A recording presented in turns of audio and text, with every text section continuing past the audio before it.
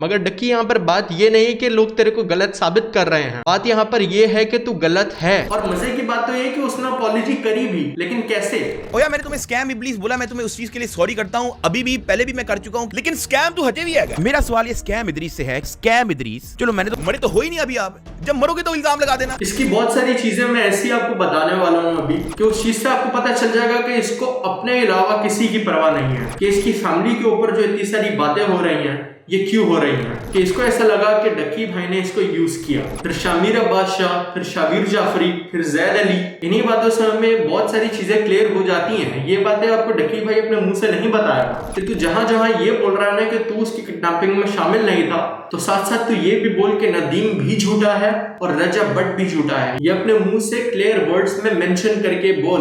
और तूने उस बंदे को क्या रिस्पेक्ट दी उसकी वाइफ की सिचुएशन पर? हर बंदे का इसके अंदर मिक्स ओपिनियन था कि मुक्का परा, थप्पड़ परा है भी है, नहीं परा। आप लोगों को ये लग रहा है कि ये बंदा 7 साल बाद वापस आया क्योंकि इसने अपने टाइटल में लिखा है आफ्टर 7 इयर्स, लेकिन शायद आप लोगों को पता नहीं है कि 8 महीने पहले भी वापस आया था। तो उसकी एक्सप्लेनेशन क्या है मैं बताता हूँ। हद हो गई यार, मतलब कि जिन चीजों का तू जवाब बना पा रहा है वो चीजें तू बता रहा है, और जिन चीजों का तेरे पास जवाब ही नहीं है तो उसके ऊपर तू ये बोल रहा है कि मैं यहाँ पर इस चीज के ऊपर खुद को जस्टिफाई नहीं करने के लिए आया। कितना तेज है यार तू। भाई पहली बात तो मुझे ये बताओ कि ये बंदा किसकी तरफ है, और दूसरी बात ये जो यूट्यूबर्स अपने अपने घर छोड़कर जा रहे हैं, ये लोग बता क्यों रहे हैं कि लोग जा रहे हैं? मतलब फिर फायदा क्या हुआ?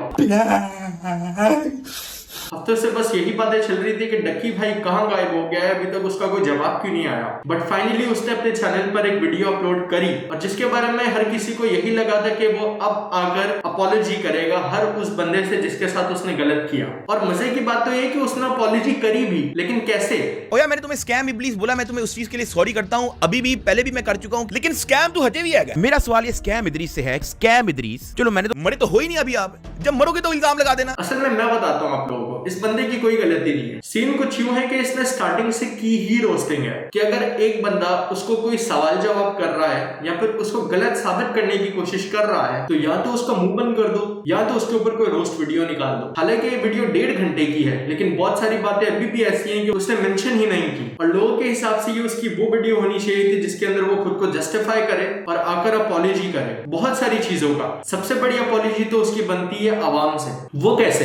कि उसके ऊपर सवाल जवाब करने वाले तो बहुत टाइम से खड़े हुए हैं, उसके बारे में गलत बातें बहुत सारी बार आ चुकी थी और बहुत सारे लोग उसको गलत साबित ऑलरेडी कर चुके थे, फिर भी उसने आवाम को जवाब कब दिया? जब लाखों सब्सक्राइबर्स इसके गिर गए। इसकी बहुत सारी चीजें मैं ऐसी आपको बताने वाला हूँ अभी कि उस चीज से आपको पता चल जाएगा कि इसको अपने अलावा किसी की परवाह नहीं है। पहले मैं एक बंदे की बात आप लोगों से करने वाला हूँ और उस बंदे का एक छोटा सा किस्सा आपको सुनाऊंगा। मैं I'm sure आपने उस बंदे को कहीं ना कहीं जरूर देखा होगा, और ये बात करने के बाद फिर मैं आपको बताऊंगा कि इसकी फैमिली के ऊपर जो इतनी सारी बातें हो रही हैं ये क्यों हो रही हैं। तो बात करते हैं हम इस बंदे की। अभी इसकी एक वीडियो आई थी और उसके अंदर इसने एक सीन बताया, मैं आपको शॉर्ट में बता देता हूँ वो। तो एक दिन डक्की भाई इस बंदे को रीच करता है मैसेज या फिर कॉल के थ्रू। तो डक्की भाई और इस बंदे के घर का फासला ज्यादा नहीं था, तो डक्की भाई ने इसको रीच किया और इसको रीच करके ये बोला कि मेरे घर पर वाईफाई का कोई इश्यू चल रहा है, इंटरनेट की कोई वायर वगैरह कट गई थी डक्की के घर पे। तो डक्की ने इस बंदे को ये बोला कि मैं तुम्हारे घर आ जाता हूँ और अपनी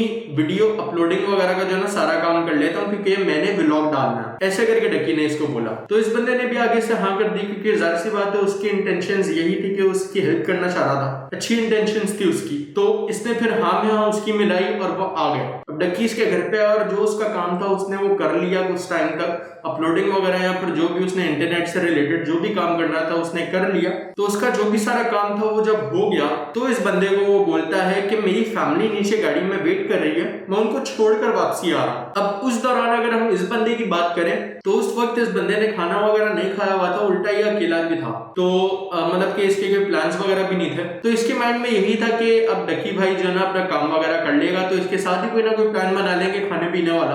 तो डक्की भाई साहब की बातें चेक करो, उनका जो सारा काम हुआ उन्होंने किया और वो निकल गए ये बोल के कि मैं वापसी आ रहा हूँ। पीछे से एक बंदा उसको कॉल्स करता रहा, उसको मैसेजेस छोड़ता रहा कि क्या सीन है, नहीं आ रहे, क्या सीन है, मैं वेट कर रहा हूँ आपका, आई एम स्टिल वेटिंग, ये वो। बट वो बंदा नहीं आया। और इस बंदे ने अपने YouTube चैनल पर जो वीडियो अपलोड करके ये चीज बताई थी, उसमें इस बंदे ने ये बोला कि इसको ऐसा लगा कि डक्की भाई ने इसको यूज किया। आप लोग बाकी सारे जो है इंसिडेंट्स खुद मिलाकर देखो, हर कोई आजकल यही बोल रहा है कि डक्की भाई जिसके साथ होता है उसको यूज करके छोड़ देता है। हम सिमिलर इससे ही रिलेटेड कुछ बंदों को मेंशन करते हैं, जैसे कि रजा समो को ले लो, वो भी कभी नजर आया करता था इस बंदे के साथ, मगर अब का है। राहिम परदेसी को ले लो यार, राहिम परदेसी के साथ नजर आया करता था, वो अब का है। फिर शामिर अब्बास शाह, फिर शाबिर जाफरी, फिर जैद अली। इन्हीं बातों से हमें बहुत सारी चीजें क्लियर हो जाती हैं। ये बातें आपको डक्की भाई अपने मुंह से नहीं बताएगा, वो जस्ट कुछ यूट्यूबर्स के साथ कुछ टाइम रहता है, उनसे फायदा लेता है और बस जहां उसको फायदा मिलना खत्म हो जाता है वहीं वो उन लोगों को छोड़ देता है। सेकंड बात हम लोग ये करेंगे कि क्यों डक्की भाई की फैमिली के ऊपर इतनी सारी बातें हो रही हैं। Please remove the picture of his wife, it's just not good there. और इससे नीचे कमेंट लिखा हुआ था कि ब्रो जब डक्की को कोई प्रॉब्लम नहीं तो आपको क्यों है। मैंने इसको कभी भी नहीं कहा कि आप मेरी वाइफ पे फ्रीली बात कर सकते हो या मेरी माँ पे फ्रीली बात कर सकते हो या मेरा जो छोटा भाई है जो अंडर 18 था माइनर उस पे फ्रीली बात कर सकते हो। देख भाई, तूने अपनी इसी वीडियो में बोला है कि अगर आप किसी को उंगली करते हो तो आपको आगे से फिर हाथ भी बर्दाश्त करना पड़ेगा। अब इसकी फैमिली के ऊपर दो वजहों से बहुत सारी बातें होती हैं। पहली बात तो ये कि तूने भी बहुत सारी फैमिलीज के ऊपर बहुत सारी बातें बोली हैं, तो आप अभी सामने से आने वाला हाथ बर्दाश्त करो। और दूसरी बात करने के लिए मैं आप लोगों को एक छोटी सी बात बताता हूँ जो कि बहुत ही बेसिक है। अब अगर आप अपनी वीडियोस में, अपने फैमिली व्लॉग्स में अपने खुद की भाई की रिस्पेक्ट नहीं कर रहे हो, तरह तरह की बातें कर रहे हो उसको, या फिर अपनी वाइफ को तरह तरह की बातें कर रहे हो, उसको अपनी रिस्पेक्ट नहीं करने दे रहे हो या फिर आप उसकी रिस्पेक्ट नहीं कर रहे हो, तो लोग क्यों ही करेंगे। 2.5-3 मिलियन के हिसाब से तेरे को आवाम देखती है, और जब लोग आपको इन चीजों के साथ रोज देखते हैं ना, तो उनके दिमागों के अंदर एक इमेज क्रिएट हो जाती है कि इसकी फैमिली में ये बंदा ऐसा है तो इस बंदे को ऐसा ही ट्रीट करना है। This is a sad reality bro, सोच के थोड़ा सा देखना, ऐसा ही होता है। अब बात कर लेते हैं इसकी उस बात पर जहां ये बोल रहा है कि भाई इसका कोई भी हाथ नहीं था बदला ब्रो की किडनैपिंग में। तो भाई साफ साफ एक ही बात कि तू जहां जहां ये बोल रहा है ना कि तू उसकी किडनैपिंग में शामिल नहीं था, तो साथ साथ तू ये भी बोल के नदीम भी झूठा है और रजब भट्ट भी झूठा है। ये अपने मुंह से क्लियर वर्ड्स में मेंशन करके बोल, क्योंकि वो दोनों के दोनों ऐसे बंदे हैं जो कि तेरे बहुत क्लोज रह चुके हैं अभी पिछले दिनों, और वो दोनों के दोनों ही सेम बात बोल रहे हैं। इवन वो दोनों के दोनों की अगर हम लोग बात करें तो उसके अलावा हर बंदा भी यही बोल रहा है, और फिर तू कहता है कि मास्टरमाइंड तू नहीं है। और अब इस लल्ला ब्रदर ने क्या किया, सारा का सारा मुद्दा फेर में मेरे डाल दिया कि ये इस चीज का मास्टरमाइंड था। बाय द वे कौन सा मास्टरमाइंड ये बताता है कि मैं मास्टरमाइंड हूँ? देखिए, तुमने जितने क्राइम्स किए मैं तुम्हें कई सारे नाम दे सकता हूँ, तुम्हारे डैड को भी नाम दे सकता हूँ, लेकिन मेरे बाप ने मुझे इज्जत करना सिखाया है और मैं तुम्हें कोई नाम नहीं देता, ना मैं तुम्हारे डैड को कोई नाम कहता हूँ। जाओ। तो उनको माफ नहीं करूंगी जिन्होंने मेरे अटैक होने पर कैश इन किया, वीडियोस में एड डाल के, व्यूज डाल के। मैं फिर से तेरे को वही बात बोलूंगा कि मैं यहाँ पर किसी की साइड लेने के लिए नहीं आया, लेकिन एक बार सोच कर देखना कि उस बंदे ने तेरे को क्या रिस्पेक्ट दी तेरी वाइफ की सिचुएशन पर। And this whole situation, any of you guys are spreading her videos, making memes on her, it is absolutely wrong. Allah is fair. Just remember what you're doing today, this could also come back to you. And I totally stand with Ducky on this situation. और तूने उस बंदे को क्या respect दी उसकी wife की situation पर। हर बंदे का इसके अंदर मिक्स ओपिनियन था कि मुक्का परा, थप्पड़ परा, परा है भी है, नहीं परा। अगर अभी भी आप इसके YouTube चैनल के ऊपर जाएं, ओल्डेस्ट वीडियोस में जाकर देखें, ये वाली वीडियो जो इसने मेरी वाइफ के ऊपर बनाई है, it's public. Is talking about character assassination, और जो डेडिकेटेड वीडियो मेरी वाइफ के ऊपर बनाई है।